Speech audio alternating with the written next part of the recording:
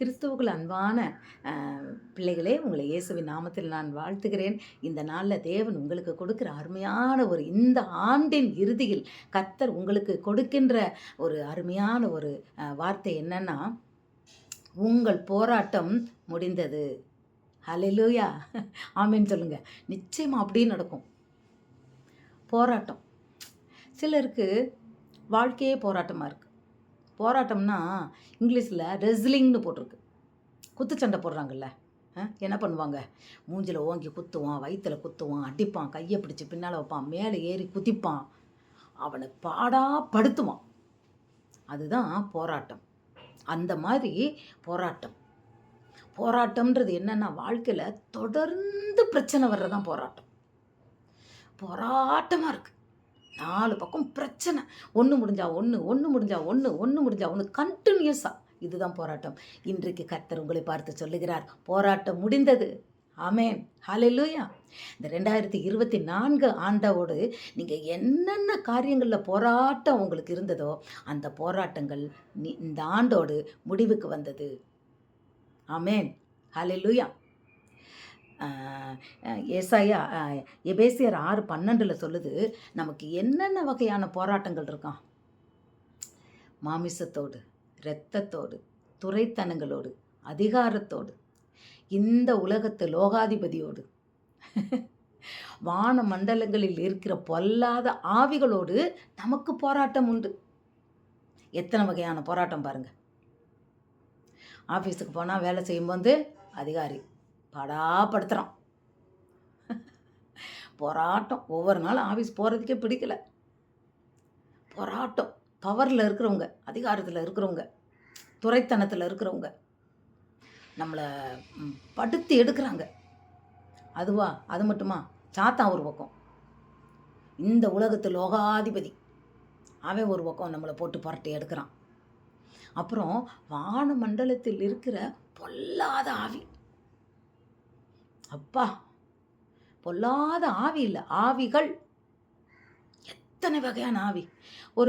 ஒருத்தன் அந்த இயேசு கிறிஸ்து வரும்போது அவன் அநேக அசுத்தாவினால் பிடிக்கப்பட்டிருக்கான்னு சொல்லிட்டு அவனை விடுதலை பண்ண சொல்லி அவங்க அப்பா கேட்பார். ஆனாலும் எனக்கு அவிசுவாசம் நீங்கள் படி செய்யுங்கப்பான்னு கேட்பார்ல. அப்போ இவர் 2000 லேகியோனை துரத்துனாராம். அவன் உடம்புக்குள்ளே அத்தனை அசுத்தாவி இருந்திருக்கு பாருங்க, பொல்லாத ஆவி. அவனை போட்டு படுத்தியிருக்கு. சில பிள்ளைங்கள்லாம் பார்த்தீங்கன்னா கீழ்ப்படியவே மாட்டாங்க. இது என்ன தெரியுமா? இந்த பொல்லாத ஆவி. சில பிள்ளைங்க படிக்கவே மாட்டாங்க. பொல்லாத ஆவி. எதிர்த்து பேசிக்கிட்டே தான் இருப்பாங்க. பொல்லாத ஆவி. திருடுறது பொல்லாத ஆவி. பொய் சொல்லிக்கிட்டே இருப்பாங்க.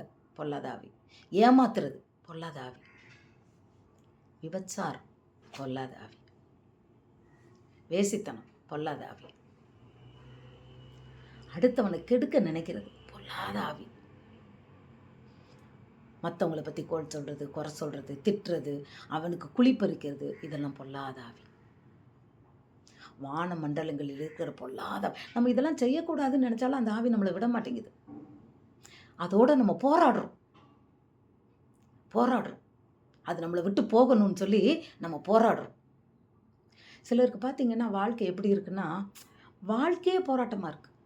1ஆம் தேதி ஆனவுடனே ரொம்ப வருத்தம் வந்துடும். ஐயோ, வாடகை கொடுக்கணுமே, வீட்டுக்காரங்களுக்கு வாடகை கொடுக்கறதுக்கு பணம் எடுக்கணுமே, பிள்ளைங்க படிப்பு ஃபீஸுக்கு நம்ம பணம் எடுக்கணுமே, அந்த வருஷம் துவங்குது, 6 மாதத்துக்கு ஒரு தடவை பிள்ளைங்களுக்கு ஃபீஸ் கட்ட பணம் வேணுமே. வாழ்க்கையே போராட்டம். ஒரு நாள் கடத்துறதே போராட்டம். சிலருக்கு எப்படி இருக்குன்னா, பொத்தல் பையில் போட்ட காசு நல்லா தான் வருமானம் வரும். ஆனால் பொத்தல் பையில் அந்த காசு எங்கே போகுதுன்னே தெரியாது. சொல்லுவாங்க, அநேகர் ப்ரேயரில் சொல்லுவாங்க, சிஸ்டர் அம்மா எனக்கு நிறையாதாம்மா கர்த்தர் என்ன நல்லாதாம்மா ஆசீர்வச்சிருக்கிறாரு, ஆனால் உண்மையில் அந்த பணம்லாம் எங்கே போகுதுன்னே தெரியலம்மா, அந்த பணமெல்லாம் எங்களுக்கு பிரயோஜனமே இல்லைம்மா, 10 பைசா கூட எங்கிட்ட இல்லை, ஆனால் இப்போ இல்லைம்மா, ஒரு அவசர தேவைக்கு கூட இல்லாமல் போயிடுதுமா, ஆனால் நல்லா வருமானம் வருதுமா அப்படின்னு சொல்கிறாங்க. பொத்தல் பையில் போட்டது போல் போயிடுது. இந்த ஓட்டப்பானையில் தண்ணி அடித்தா நிரம்புமா?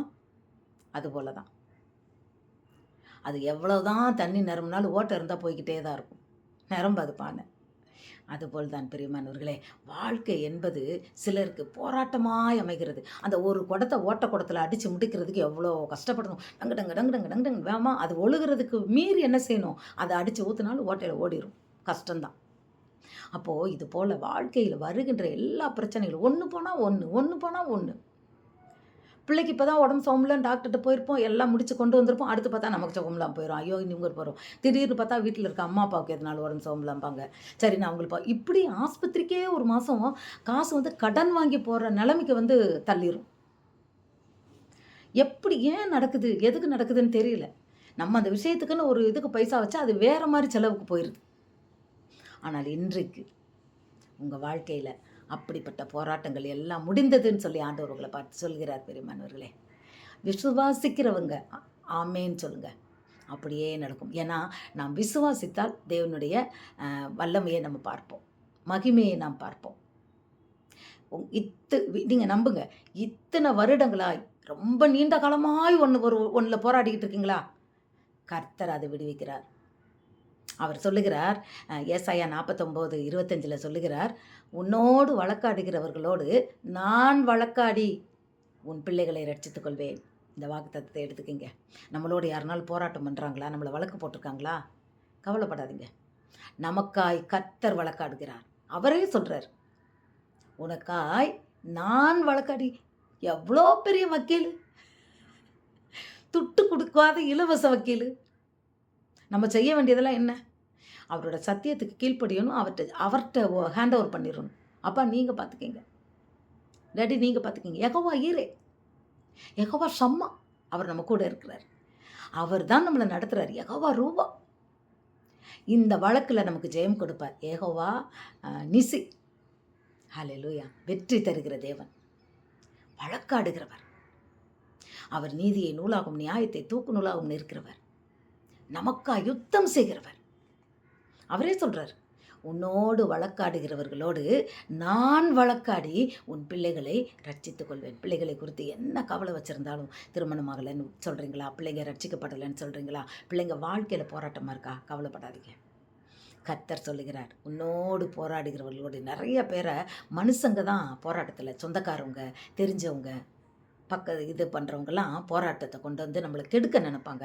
ஆனால் கர்த்தர் சொல்லுகிறார், உன்னோடு வழக்காடுகிறவர்களோடு நான் வழக்காடுகிறேன்.